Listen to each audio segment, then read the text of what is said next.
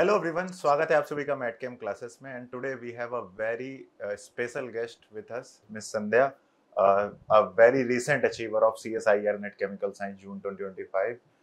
She has secured JRF All India rank 40 in CSIR NET June 2025 Chemical Science exam. So Sandhya, please can you introduce yourself and tell us little bit about your background? Where are you from? What is your academic journey? And what motivates you to prepare for CSIR NET exam? Yes sir. Myself Sandhya Sadashiv Sonawane. मैं महाराष्ट्र से हूँ और मेरा graduation Shri Siddhivinayak college से complete हुआ है। और उसके बाद मेरा MSc analytical chemistry modern college Shivaji Nagar Pune से कंप्लीट हुआ। उसके बाद मैंने प्रिपरेशन स्टार्ट कर दी।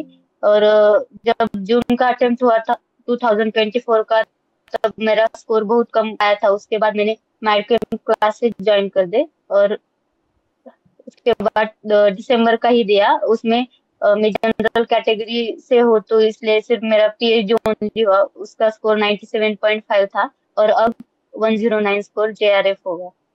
अच्छा, तो ये थोड़ी सी आवाज आई थिंक में भी कट गई होगी। आपने अभी आपका मास्टर्स चल रहा है या फिर मास्टर्स कंप्लीट हो गया आपका?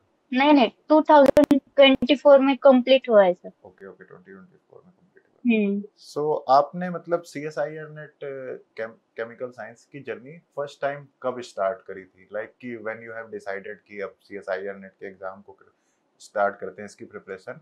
और स्टार्टिंग में आपकी मतलब स्ट्रेटजी क्या थी कि जब आपने इस एग्जाम को लिखा कि हाँ अभी ये वाला एग्जाम मुझे देना है, तो स्टार्टिंग में आपकी स्ट्रेटजी क्या थी और किस टाइम था जब से आपने इस एग्जाम की तैयारी स्टार्ट करी?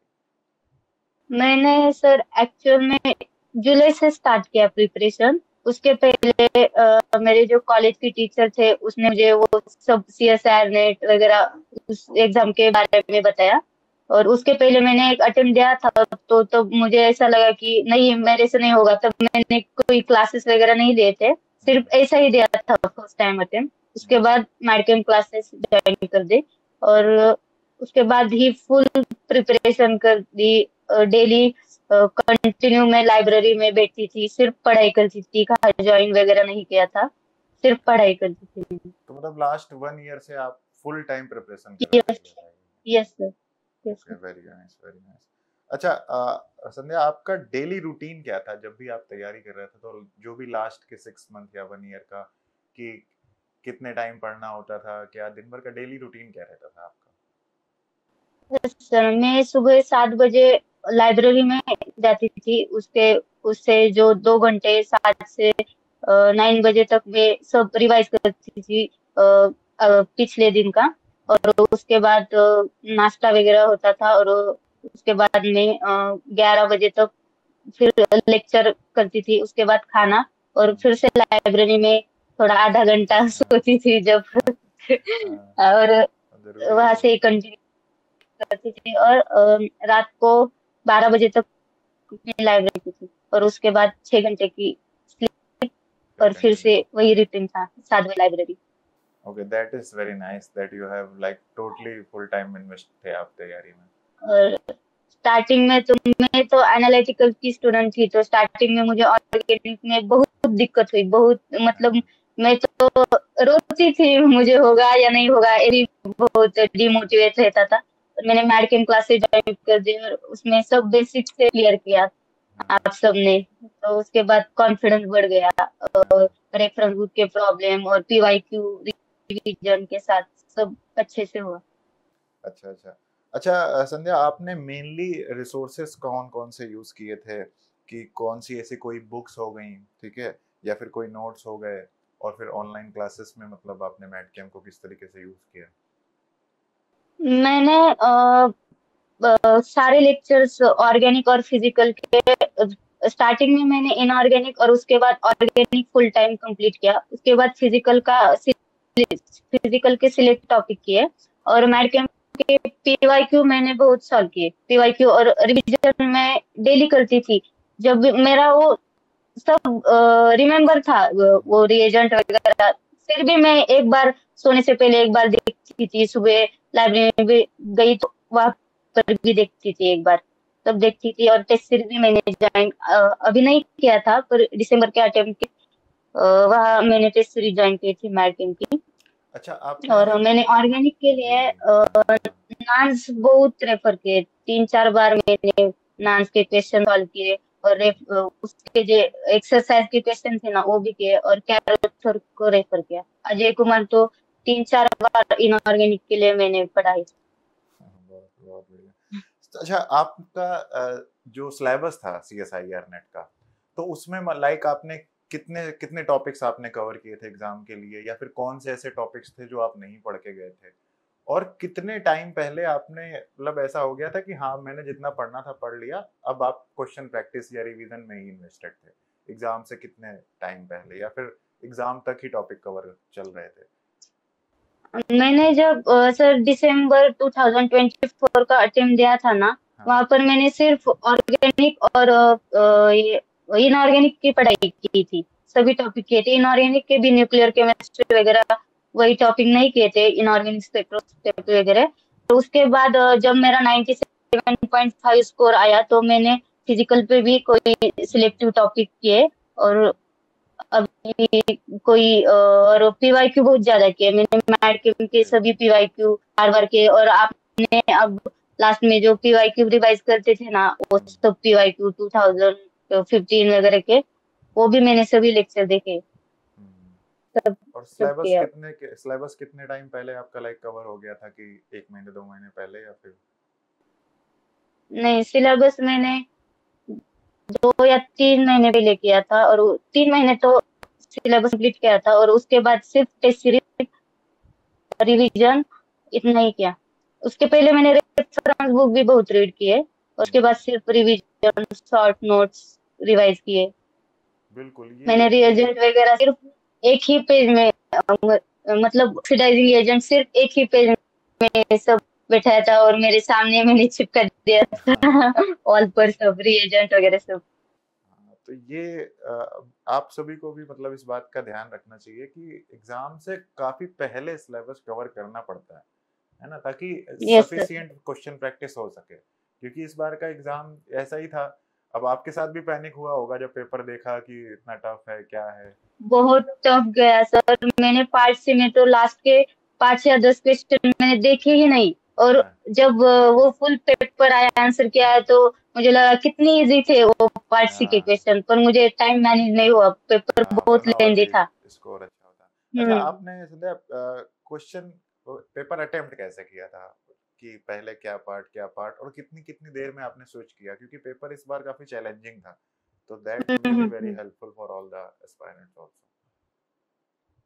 मैंने पार्ट सी फर्स्टली स्टार्ट किया। ठीक है। स्टार्टिंग में बहुत लेंदी क्वेश्चन आए, हाँ उसमें ही बहुत मेरा लेंदी थे। टाइम मैनेजमेंट हाँ का हाँ गलती हुई मुझे। हाँ। तो 1-1.5 घंटा लगा पार्ट सी में। जब भी मेरे लास्ट में 10 क्वेश्चन रह गए थे, तो मैंने देखा भी नहीं, मुझे लगा कि पार्ट बी और पार्ट ए भी हाँ रहेगा ना। तो उसके बाद मैंने पार्ट ए को हाँ 1 घंटा दिया। हाँ और पार्ट पार्ट बी को 1 घंटा दिया, पार्ट ए को 20 मिनट दिए। और लास्ट में पार्ट बी को ही फिर से देखा, क्योंकि पार्ट बी का टफ गया पार्ट उसमें हाँ। अटेम्प्ट कम हो गए मेरे। अच्छा, तो ये ये भी बहुत सही चीज थी कि आपने 1.5 घंटे में जब देखा कि अब 1.5 आवर हो गया है, तो अब स्विच कर हाँ, लेते हैं चाहे कितना भी हो गया हो। मैंने स्विच किया, मैंने देखा ही नया अच्छा, उस वन एंड कितने रह हाफ गए आवर में क्वेश्चन। आपके कितने क्वेश्चन आपको लग रहे थे कि पार्ट सी में कि इतने तो मेरे कंफर्म है कि हो जाएंगे, या फिर काउंटिंग नहीं करी थी ऐसे ही मैंने सीधा? नहीं, काउंटिंग नहीं की थी, पर मुझे ऐसा लगा कि मेरा नहीं होगा, क्योंकि क्वेश्चन बहुत टफ थे। और मुझे लास्ट में ना मैं ऐसा करती हूँ कि मैं फिर से पार्ट सी सब जो मैंने अटेम्प्ट किया है ना, वो एक बार फिर से देखती हूँ, और उसमें जो मार्क फॉर रिव्यू किया है ना, वहां से भी कैंसिल करती थी। पर इस बार मुझे टाइम मैनेज नहीं हुआ। तो हाँ इस बार कुछ कॉन्फिडेंस ही नहीं था कि मेरा होगा या नहीं होगा। हाँ, जो बट होगा तो आपने होगा, टाइम देख लीजिए। टाइम मैनेजमेंट आपने बहुत अच्छे से किया हाँ, कि हाँ टाइम 1.5 घंटे में मैनेजमेंट स्विच हो कर लेते हैं, क्योंकि काफी सारे स्टूडेंट्स के साथ हो यही प्रॉब्लम हुई कि लेंदी था और छोड़ते बन नहीं रहा था, क्योंकि जब तक 20-25 क्वेश्चन होंगे नहीं तो होगा नहीं, ऐसा लगता है।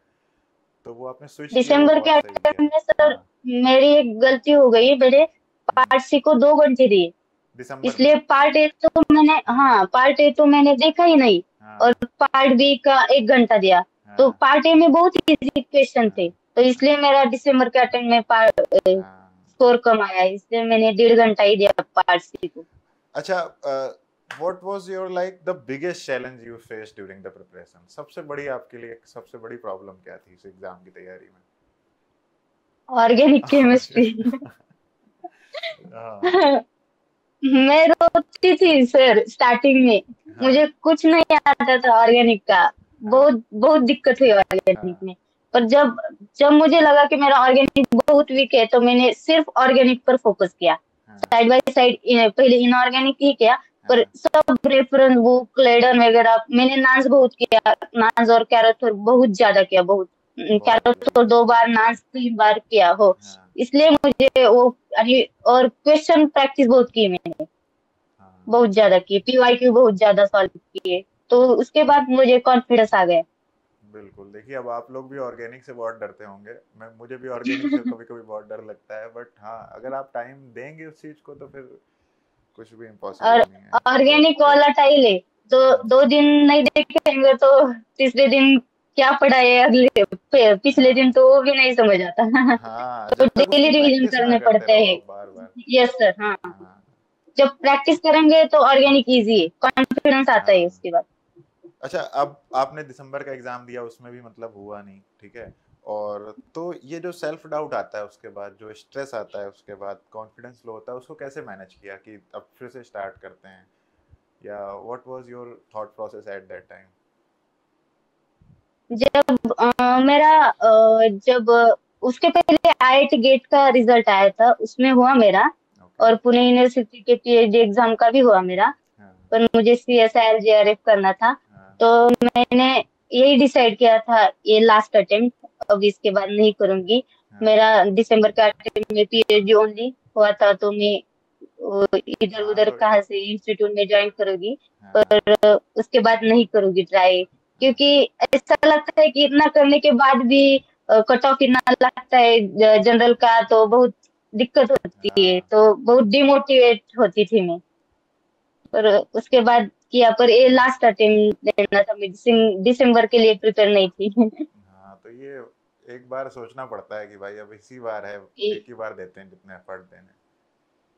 डेली सर ऐसा एंजाइटी डिप्रेशन बहुत ज्यादा आता था, जब नहीं होगा तो ऐसा। हम्म, जब मैं टेस्ट देती थी तो कभी कभी ऐसा स्कोर बहुत कम आता था, तो ऐसा लगता था नहीं छोड़ देते हैं सब। हाँ पर कभी कभी ऐसा लगता है इतना के है तो एक बार देते हाँ। अब हैं। इतना जब पढ़ रखा है इतना ऑलरेडी, क्योंकि एक तो हम्म। ये ऐसा एग्जाम है ना, मास्टर्स कंप्लीट करने के बाद हम लोग बहुत अकेले हो जाते हैं, सारे फ्रेंड्स अलग अलग हो हाँ जाते सर। हैं, पता नहीं कोई। अब 50% स्टूडेंट्स तो छोड़ ही देते हैं कि चलो कुछ और करेंगे, एसएससी करेंगे, ये वो। तो कंसिस्टेंट रहना, अपने आप को मोटिवेट रखना, this is a very big challenge yes, for CSI net exam. But मैंने एक भी दिन ऐसा हाँ वेस्ट नहीं किया, सिर्फ संडे को थोड़ा कम पढ़ती थी, हाँ लेट जाती थी लाइब्रेरी में, हाँ। 2-3 घंटा थोड़े लेट जाती थी, पर बट बाकी दिन में कंसिस्टेंट मैंने रहे बहुत आप। पढ़ाई की। बहुत यस बहुत सर। बहुत बढ़िया, तभी मतलब आपका रिजल्ट भी इतना अच्छा आया। सो ये तो बहुत अच्छी बात बताई। अच्छा, अ, आपके हिसाब से what was your what was the importance for you for the mock test and previous year questions in your preparation journey? की प्रिपरेशन, पीवाईक्यूज और मॉक टेस्ट का क्या रोल था आपके लिए? पीवाईक्यू मुझे लगता है बहुत ज्यादा करना चाहिए, पीवाईक्यू और रिवीजन बहुत ज्यादा। हम्म और जब हम मॉक टेस्ट देते हैं तो टाइम मैनेजमेंट देखना चाहिए। हम्म हम पार्ट सी में कितने अटेम्प्ट कर रहे हैं, पार्ट बी में कितने कर रहे हैं, पार्ट ए में कितने कर रहे हैं, एक टाइम मैनेजमेंट मॉक टेस्ट है, और पीवाईक्यू बहुत ज्यादा और रिवीजन भी बहुत ज्यादा करनी चाहिए। 100% सिलेबस नहीं होता, जितना हो गया है उतना ही सफिशियंट है, पर जब हम पीवाईक्यू करते हैं तो हमको लगता है हाँ ये रेफरेंस बुक देखना चाहिए, तो हम वो देखते हैं, तो वो भी करना चाहिए, रेफरेंस बुक, पीवाईक्यू और रिवीजन बहुत ज्यादा करनी चाहिए। अच्छा संध्या, जो स्टूडेंट्स अभी लाइक दिसंबर के लिए प्रिपरेशन स्टार्ट करना चाहते हैं, तो दो तरह के स्टूडेंट्स होंगे। एक होंगे जिन्होंने जून का एग्जाम दिया, उनका थोड़ा अच्छा नहीं हुआ, 70-80 मार्क्स में रह गए हैं। उनके लिए from your point of view what should they think, what should there be plan, क्या करना चाहिए, क्या नहीं करना चाहिए? मैंने मेरे पढ़ाई पढ़ाई में ऐसा किया था, तो मैंने एक मंथ का जो प्लान रहता था ना, मैं पहले से ही करती थी। एक मंथ में मुझे एक करना है, इनऑर्गेनिक का इतना कंप्लीट करना है, उसके हम्म, बाद मुझे टेस्ट सीरीज देने हैं, और मैं डेली प्लान करती थी। हम्म, रात को जब मैं रूम पे आती थी ना, उसके पहले मैं एक छोटे पेज पर एक प्लान रखती थी। सुबह आके मुझे इतने घंटे रिवीजन करनी है, उसके बाद मुझे ये टॉपिक पढ़ना है, रेफरेंस बुक पढ़ना है, और उसके बाद फिर से रिवीजन वगैरह करना है। वो डेली प्लान करना चाहिए, और वो कंप्लीट होगा तभी उसके बाद स्लीप सोना चाहिए हाँ हमको। बिल्कुल सही बात और एक मंथ का भी प्लान करना चाहिए। जब हम प्लान करेंगे तो तभी हमको पता चलेगा, या एग्जाम के पहले कितने दिन हमको ये करना चाहिए, रिवीजन कितने दिन करनी चाहिए, है। वही वेरी देखना नाइस वेरी पड़ेगा। नाइस। अच्छा, जो लोग जिन लोगों का इस बार क्लियर नहीं हुआ है, ठीक है, और बहुत सारे स्टूडेंट्स होंगे डीमोटिवेट हो गए होंगे कि अब दें या ना दें, और कई लोग तो इस डाउट में ही रहते हैं कि अगला नोटिफिकेशन कब आएगा, कब तैयारी स्टार्ट करेंगे। तो ये जो लास्ट के 3-4 महीने हैं, इसमें क्या क्या स्ट्रेटजी रखनी चाहिए सबको?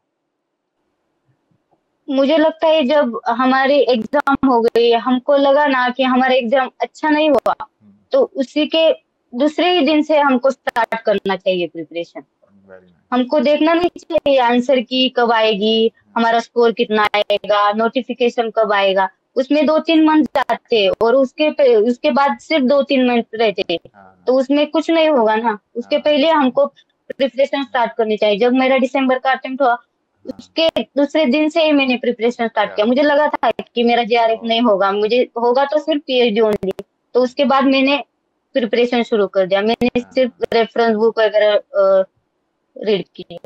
बिल्कुल बिल्कुल, यही मतलब, अगर आप पढ़ना चाहते हैं तो देखिए, जहां तक आपने पढ़ लिया है उसके आगे बढ़ जाइए। ये नहीं कि जो वो पुरानी हम्म। आपने तैयारी करी है वो वेस्ट ना हो, उसको कंटिन्यू रखना है। और जब हमारा प्रीवियस अटेम्प्ट में नहीं होगा, तो हम्म। नेक्स्ट अटेम्प्ट में हमारा प्लान चेंज करना चाहिए। हाँ मतलब हमें जो आपको लगा कि हमने ये रेफरेंस बुक नहीं पढ़े, हमको पढ़ना चाहिए थे, हाँ प्रीवियस ईयर सही ये बात है। क्वेश्चन आए थे, तो वो पढ़ना चाहिए। हाँ, ताकि तो मतलब थोड़ा सा न्यू चीजें क्वेश्चन बदलें, आपकी तैयारी थोड़ी हाँ, अलग हो। हाँ चीजें जब नहीं होगा ना, तो स्ट्रैटेजी चेंज करनी चाहिए, टाइम बढ़ाना चाहिए स्टडी का। अच्छा Sandhya, you have been associated with MatChem classes in your preparation strategy, तो आपको लेक्चर्स ने, टेस्ट ने, असाइनमेंट ने किस तरीके से हेल्प किया, and what was the role of assignment, test series and lectures, how it help you in the preparation? Mad Camp के ऑर्गेनिक और फिजिकल में मुझे बहुत हेल्प की। ऑर्गेनिक तो मुझे कुछ आता हाँ ही नहीं था, और फिजिकल के लास्ट में इस जुलाई के अटेम्प्ट में मैंने तो क्वांटम भी पढ़ा था। हाँ एग्जाम में इतने अटेम्प्ट नहीं कर पाई, पर मैंने पढ़ा था। हाँ बहुत अच्छा पढ़ाया सर आपने, हाँ क्वांटम वगैरह सब सब। फिजिकल भी बहुत अच्छा पढ़ाए, और पीवाईक्यू भी बहुत अच्छे लिए हैं। हाँ। सभी अच्छे लिए पीवाईक्यू, उससे रिवीजन वगैरह हो जाता है। तो मैडकेम से मैंने बहुत कुछ सीखा है। Thank you. तो अच्छा, अब मैंने तो आप, असाइनमेंट नहीं सॉल्व किया सर, हाँ अब तो आप पर भाई, मैंने हाँ पीवाईक्यू किया। हाँ हाँ, जी जी बताइए बताइए। और क्लासेस किए। तो अब तो आपका जेआरएफ हो गया, you are a top ranker, so what are your future Yes, plans, अब आगे का क्या प्लान है आपका? ऐसा कुछ अभी सोचा लाइक नहीं। पीएचडी, पीएचडी में करनी है? हाँ, पीएचडी का ही प्लान है। हाँ, कोई कॉलेज आपने सोच देखते रखे हैं अच्छे कि इंस्टीट्यूट इनमें से से। किसी को सेलेक्ट करेंगे, नहीं, ऐसा कोई सोचा नहीं, पर या फिर घर के आसपास घर ही वाले, रहकर पीएचडी करनी है, या हाँ फिर? पुणे में देखते हैं, ऐसा अच्छा, तो देखेंगे। सही है, पुणे में तो अच्छे अच्छे कॉलेज हैं, आईआईसी बैंगलोर भी पास में ही है, सो हम्म। आईआईसी बैंगलोर तो बेस्ट चॉइस है। और असिस्टेंट प्रोफेसर के एग्जाम्स भी आते रहेंगे, और पीएचडी तो कहीं ना कहीं मेरा आपको। एमएस सेट भी क्वालिफाई है सर। क्या?